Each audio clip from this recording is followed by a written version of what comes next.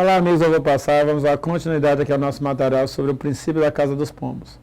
Na aula anterior, nós ficamos na questão de número 11. Vamos agora para a questão 12.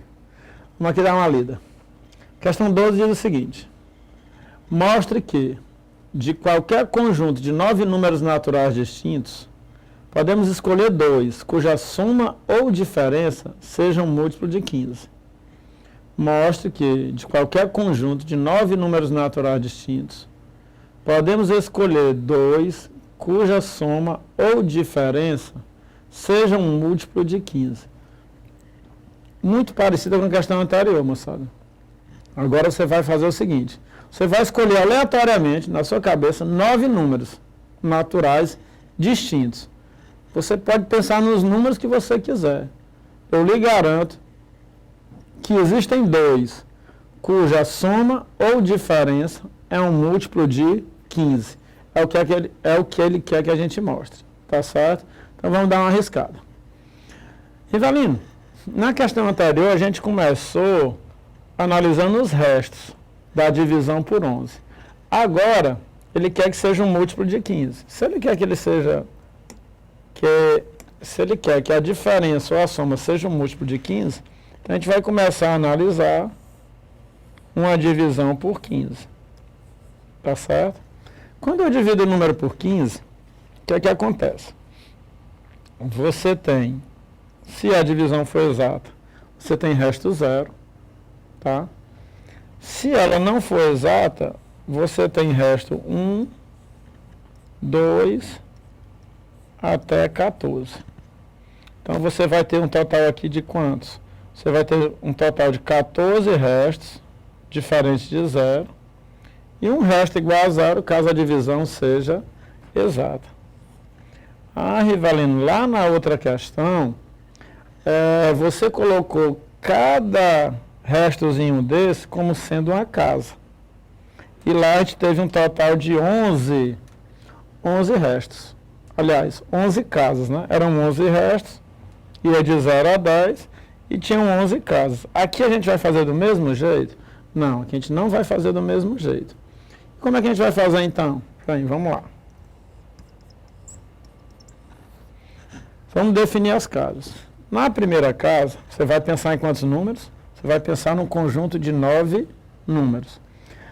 Primeiro vamos justificar. Por que os restos não vão ser as casas? Os restos do jeito que está aqui.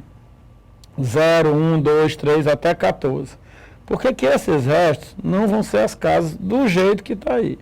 Primeiro, porque se você for pensar em 9 números, esses 9 números eu vou distribuir em 14 casas, então pode acontecer de ficar alguma casa sem 2 números. Aí não vai ter como eu mostrar que vão existir 2 números, cuja soma de diferença seja um múltiplo de 15. Porque você vai poder distribuir esses 9 números que você vai pensar em 14 casas, de tal forma que você pode deixar casas ou com nenhum número ou somente com 1. Então pode acontecer de não ter casa com 2 números. Então eu não vou conseguir provar. Então a gente vai fazer um pouquinho diferente. A gente vai representar a primeira casa, tá, com aquele número que você pensar, cuja divisão por 11 deste resto, 0. Então essa vai ser a minha primeira casa. Essa minha primeira casinha vai ser ocupada por um desses 9 números que você vai pensar, de tal forma que esse número que você pensou, quando dividido por 15, deixe resto 0. Beleza, Rivelino? E agora? Bem, agora você vai colocar aqui uma segunda casinha, em que nessa casinha você vai colocar quem? Aqueles números cuja divisão por 15 deixa resto 1 ou resto 14. Tá? Ó, vou pegar o primeiro e o último. Então, nessa segunda casinha, você vai guardar aquele número que você pensou lá do seu conjunto de 9 números, que dividido por 15 deixa o resto 1 ou 14. Beleza, Rivelino? Na terceira casinha. Bem, na terceira casinha, você vai guardar aquele número que você pensou dentro do conjunto de 9 números, dentro do conjunto de 9 números naturais, tá certo? Que, quando dividido por 15, deste resto 2 e 13. Deste resto 2 ou 13, tá certo? Se você pensar em um número que dividido por 15, deste resto 2 ou 13, então você vai guardar esse número nessa casinha. Beleza, Rivaline? Agora eu já entendi. Eu vou colocar na próxima casinha aqueles números cuja divisão por 15 deixa resto quanto? 3 ou 12. 3 ou 12. Tá certo? E na próxima casinha, eu vou colocar aqueles números do conjunto de 9 números que eu vou pensar, que quando divididos por 15, deixem resto 4 ou 11. E agora na próxima casinha, eu vou colocar aqueles números que quando dividido por 15, tá, deixe como resto 5 ou 10. Beleza, Rivalino? Na próxima casinha, eu vou colocar aqueles números que, do grupo de 9 números naturais que você pensou, quando dividido por 15, deixe resto 6 ou 9. E na última casinha, eu vou pensar em um número, né? Eu vou colocar aqueles números dentro do seu conjunto de 9 números naturais, que quando dividido por 15, deixa em resto 7 ou 8, tá? E assim fechou, né? Ó. 1, 14, 2, 13, 3, 12, 4, 11, 5, 10, 6, 9, 7, 8. Então você tem aí todos os números de 1 a 15. Rivalino, mas espera aí. Eu tenho aqui um total de 8 casinhas. E na realidade, eu estou pensando em quantos números? Eu estou pensando em 9 números. Vamos prestar atenção. Se você pensasse em 8 números, você seria capaz de distribuir esses 8 números, cada um numa casinha. Aí não teria como eu mostrar o que ele pede. O que é que ele pede? Que você pode escolher 2 números cuja soma ou diferença seja um múltiplo de 15. Então, ele pede para você provar que você escolhendo aleatoriamente 9 números, existem 2 cuja soma ou diferença seja um múltiplo de 15. Então, se você pensasse nos 8 números e distribuísse aqui, não tinha como você garantir que 2 deles, a diferença ou a soma, seria um múltiplo de 15. Por quê? Porque cada um estaria em cada casinha. Isso se você pensasse em 8 números. Mas como você vai pensar em 9 números, então, o 9º número que você pensar, o número n que você pensar, que seria o 9º número, ele vai ter que entrar em uma dessas casas. Ou ele entra na casa na casa em que já mora um número, cuja divisão por 0 deixa resto, cuja divisão por 15 deixa resto 0. Então, o número que você pensar, ou ele entra na casa em que já existe um número cuja divisão por 15 deixa resto 0, ou ele entra em qualquer outra casa, tá certo? Qualquer outra casa, cuja divisão por 15 já existe, nesse caso, ou é 2 ou é 13, ou é 3 ou é 12, ou é 1 ou 14, ou é 4 ou é 11, ou é 5 ou é 10, ou 6 ou 9, ou 7 ou 8, tá? E não interessa onde ele entre, eu tenho que mostrar a você que esses 2 que entraram na mesma casa, tem uma soma ou uma diferença que seja um múltiplo de 15. Rivalino, como é que a gente vai mostrar isso, hein? Então, vamos lá. Vamos imaginar, vamos ver os nossos exemplozinhos, né? Primeira situação. Vamos imaginar que esse número que eu pensei, tá certo? Esse nono número que eu pensei, vai entrar na casa em que já existe um número, cuja divisão por 15 deixa resto 0. Então vamos supor que aqui já more, por exemplo, 15. Você pensou no 15. 15, quando dividido por 15, deixa resto 0. E o número que você pensou agora foi, por exemplo, 30. Ora, se já existia o 15 nessa casinha e você pensou no 30, não tenha dúvida. Se você pegar o 30 menos o 15, isso aqui vai dar 15. E 15 é um múltiplo. 15 é um múltiplo de 15. Tá certo? Rivalino, se eu somasse 30 mais 15, 30 mais 15 é 45, que também seria um múltiplo de 15. Ou seja, a condição está satisfeita. Se o próximo número que vir encaixar nessa casa em que já existe um número que dividido por 15 deixa o resto 0, então vai dar certo. A soma ou a diferença vai ser um múltiplo de 15. Está aqui. Rivalino, qual é a segunda situação que pode acontecer?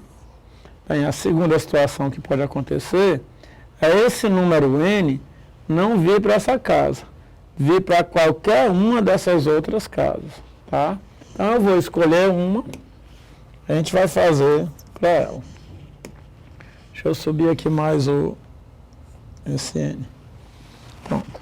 Vou imaginar que esse número n agora que eu pensei não venha para essa casa, venha para, por exemplo, essa segunda casa aqui. Nessa segunda casa, os números que estão guardados tem resto na divisão por 15. Ou tem resto 1, ou tem resto 14. Tá certo? Então, vamos lá. Vamos supor que você pensou aqui nessa casinha. Minha segunda situação. Vamos supor que naquela casinha ali já esteja guardado o número 16. Por que 16? Porque eu sei que 16 dividido por 15 deixa resto 1. Tá certo? E agora, o número que você pensou foi o número 31. Ora, pessoal, 31, quando dividido por 15, também deixa resto 1. Se deixar resto 1, ele vai ser guardado nessa mesma casinha. Ora, pessoal, você vai escolher 9 números. Se tem 8 casinhas, é porque 2 números vão ocupar a mesma casa. Então, eu estou supondo que os 2 números estão ocupando a mesma casa e a casa é essa aqui, cuja divisão por 15 deixa resto 1 e 14, tá certo? Cuja divisão por 15, de vez em quando eu digo 11, mas é lembrando da questão anterior. Nós estamos trabalhando com 15. Então, agora eu estou analisando, você pensar no nono número, e esse nono número ser um valor tal, que quando dividido por 15, deixe resto 1 ou 14. Se deixar resto 1, vamos ver o que aconteceu. Suponha que aqui já tenha 1 com resto 1. E você pensou no outro, já tem um 16, ó, que tem resto 1. E você pensou no outro, pensou no 31. O 31 dividido por 15 também deixa resto 1. Então, se os restos forem iguais, vamos ver o que acontece com a diferença. Ele pede para você mostrar que existem 2 cuja soma ou diferença seja um múltiplo de 15. Então, vamos ver a diferença. 31 menos 16, 6 para 11, 5. Vem 1 para cá, né? 2 para 3, 1. Olha aí o que foi que deu a diferença. A diferença deu um múltiplo de 15. Rivalino, mas tudo bem. Você fez a suposição que já tinha o 16 lá, aí você pensou num número que também desse resto 1, 31. E se você pensasse no número que desse resto 14, iria dar certo? Vamos lá, vamos analisar. Vou manter o 16. Continuo mantendo o 16, ó, dentro dessa casinha. 16 dividido por 15, deixa resto 1. Agora eu vou pensar num outro número que vai entrar dentro dessa casinha, mas que quando dividido por 15 vai deixar resto 14 e não 1.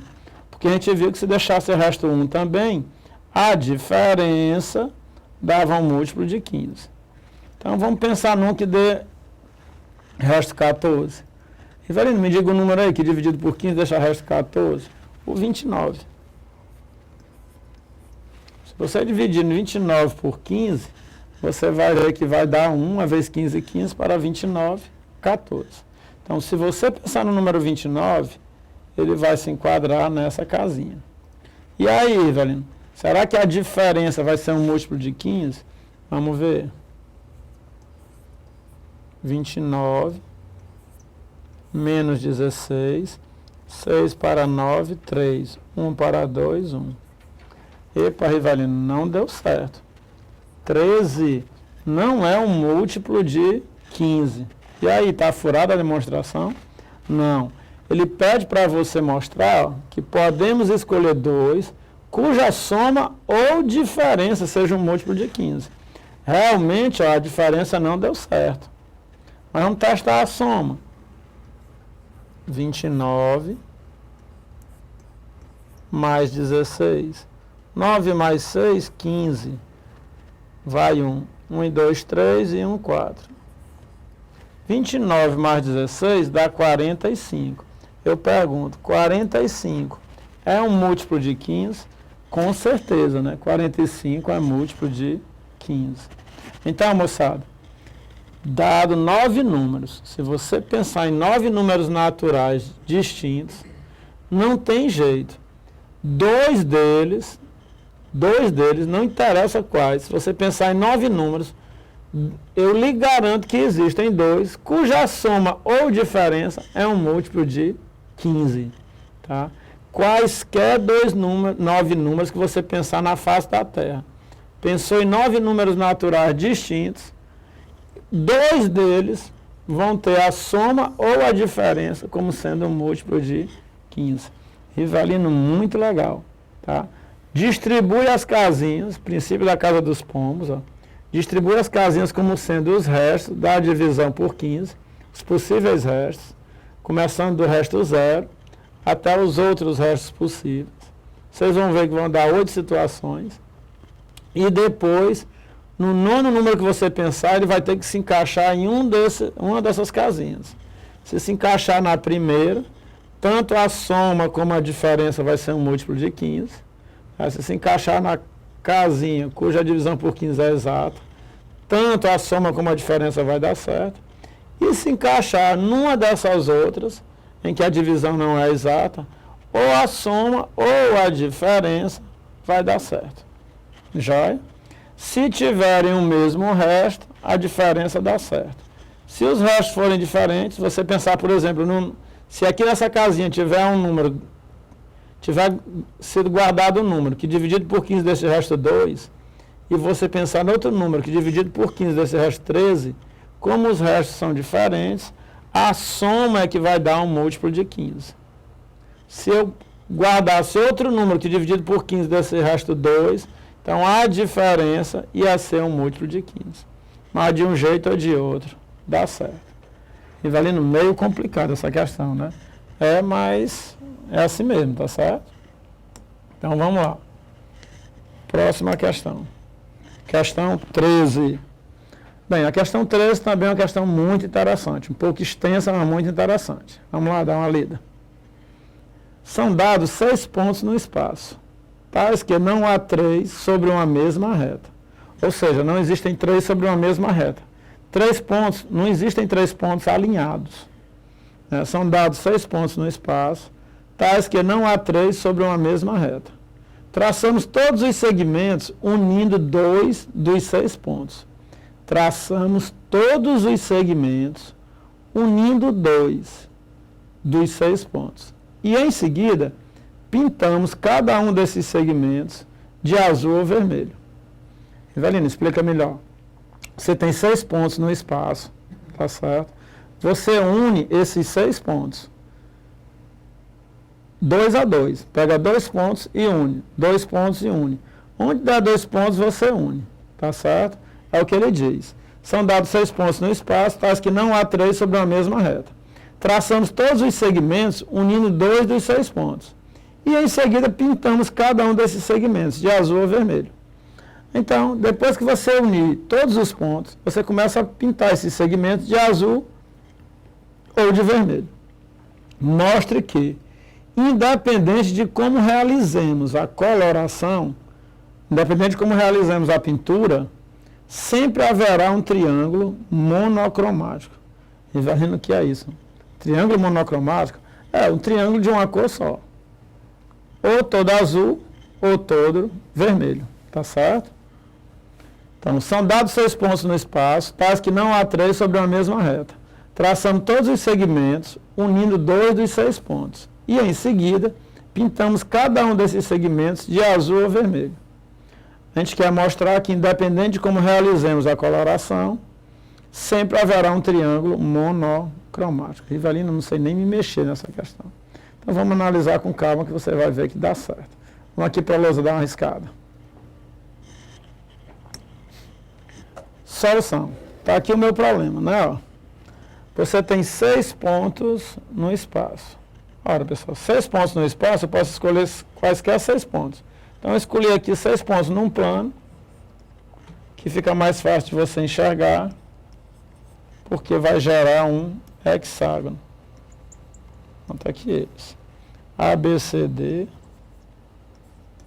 E,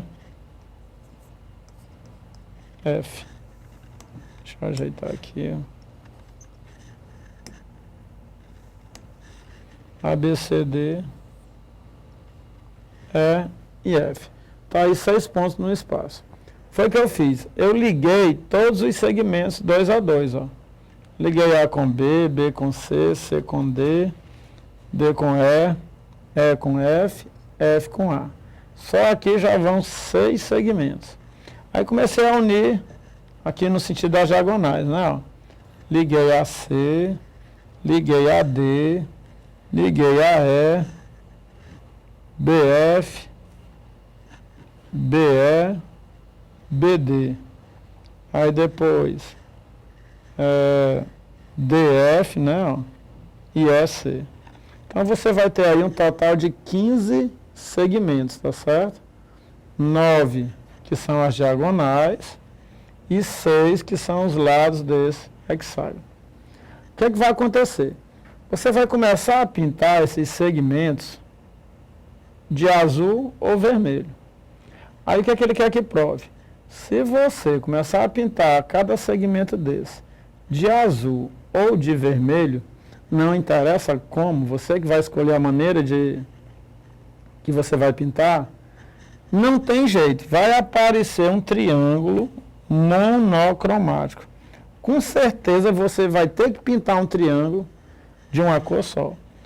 Por mais que você tente, não tem jeito, vai aparecer um triângulo de uma cor só. Joia? Rivelino, rapaz, como é que a gente vai provar um negócio desse? Pelo amor de Deus.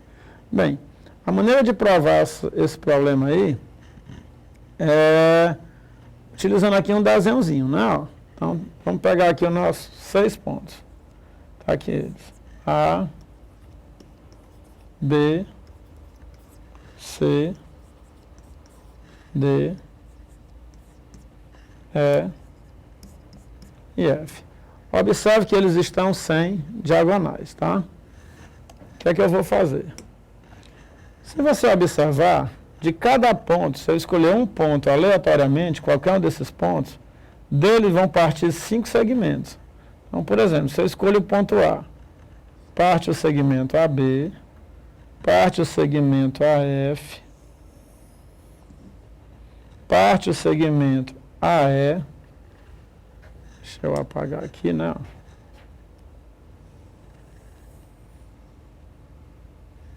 Eu vou colocar esse segmento de preto também, tá certo? Parte o segmento AE, parte o segmento AD e parte o segmento AC. Então, dado um ponto qualquer, desse ponto partem 5 segmentos. Joia? Ora, moçada, se são 5 segmentos, quantas cores eu tenho? Se são 5 segmentos, eu tenho 2 cores para pintar, ele diz no problema. eu tenho uma cor azul, né, ó. Eu tenho uma cor azul e eu tenho uma cor vermelha.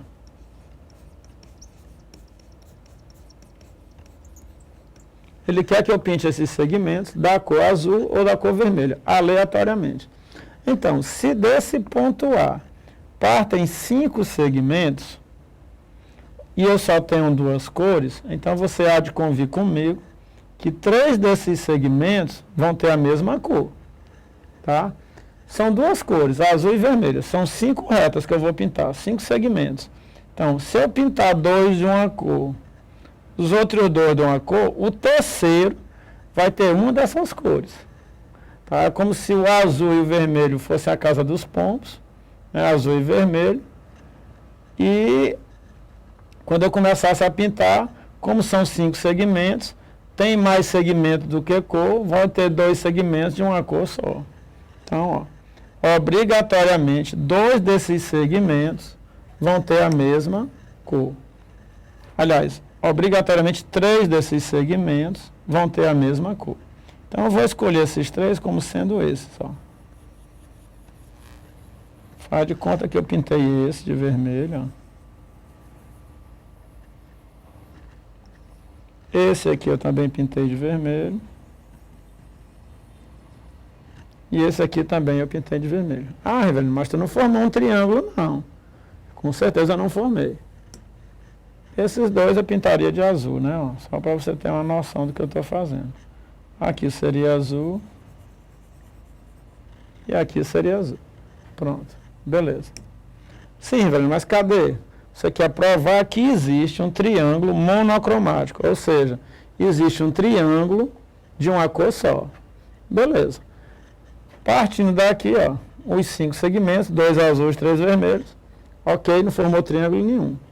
Mas se você olhar para esses 3 pontos aqui, ó, C, D e E, observem que o C, o D e o E, eles também vão ser unidos, né? Ó. Eles também vão ser unidos. Então vamos unir esses pontos. O CD já está unido, o DE já está unido. Vamos unir C, CE, tá certo? Vamos unir CE. Ora, esses 3 segmentos, CD, DE e EC, eles vão ter que ser pintados. Ou de azul ou de vermelho, tá certo? Ou de azul ou de vermelho. Com certeza eles vão ter que ser pintados. Porque aqui você só tem 2 cores. Então, eles vão ser pintados de algum jeito. Ou azul ou vermelho. Se eles forem pintados de vermelho, por exemplo, se esse aqui for pintado de vermelho, morreu o nosso problema. Você vai ter aqui ó, um triângulo monocromático.